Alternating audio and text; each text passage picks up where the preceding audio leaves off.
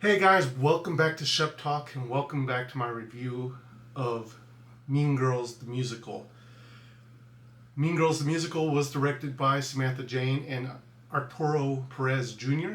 and was written by Tina Fey.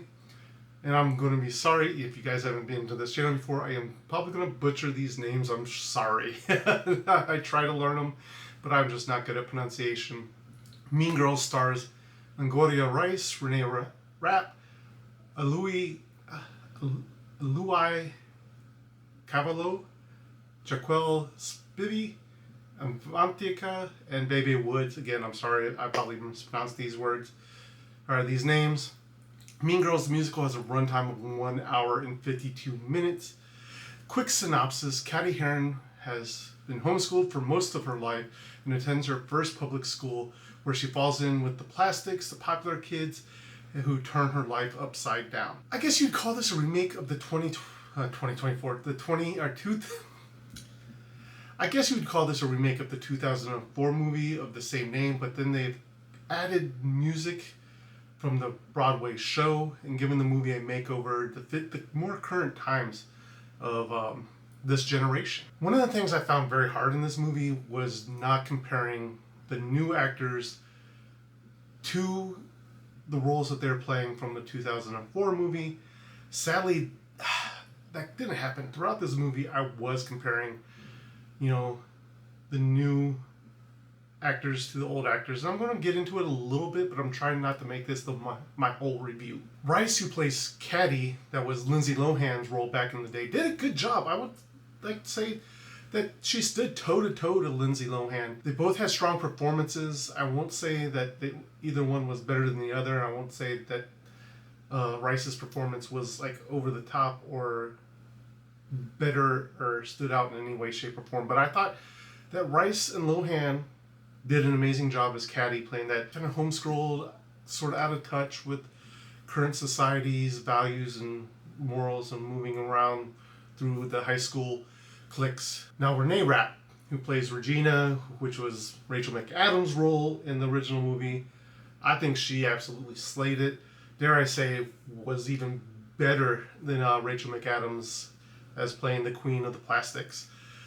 She just seemed to bring the heat and the fire in her role and kind of like took the scenes away from other girls when she was on, which, being the queen, being that person that is, the ruler of a high school, you should do. And then her music was some of the best out there. I think she had a lot of good songs in this show, in this movie. Like I said, though, I'm not going to go through each and every role and compare them to their other actors. I could do that, but I don't think it's fair to the actors of present day and to the 2004 cast and crew. I think it was pretty much a different time. But again, I thought I really had to bring up at least the two main people in Mean Girls. Now, I will admit, when I heard or saw the trailer for Mean Girls 2024 and that they were turning into a musical, I will admit I did not realize that there was a Broadway show. I didn't know anything about the music going into this movie. But I'm going to say, like, the music, 90 to 95% of this music is phenomenal. I really enjoyed the incorporation of the music in Mean Girls. I thought it was really well done, and I thought most of it flowed really well with what was going on screen. And I know I already really touched about, Renee's songs being on fire and being really well done, but someone that I thought just killed it no matter what type of song she was given to sing in the movie, and again, I'm probably going to butcher her name, was Eluai. I think she has a wonderful voice. She brought some really good performances to the movie and to the songs that she sung.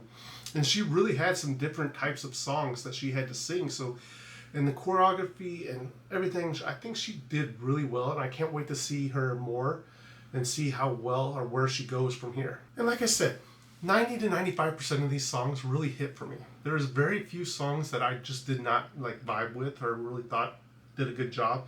And I'm not going to say that they were all bad. There wasn't really any bad songs to me.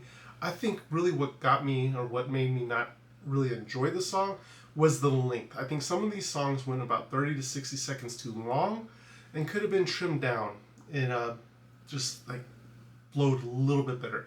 They were still good. I just think their length in the show, in the movie, was really a little bit too long. And now one of the other things that I know when I was watching the movie kind of irked me, or like just, you know, bit at the back of my head.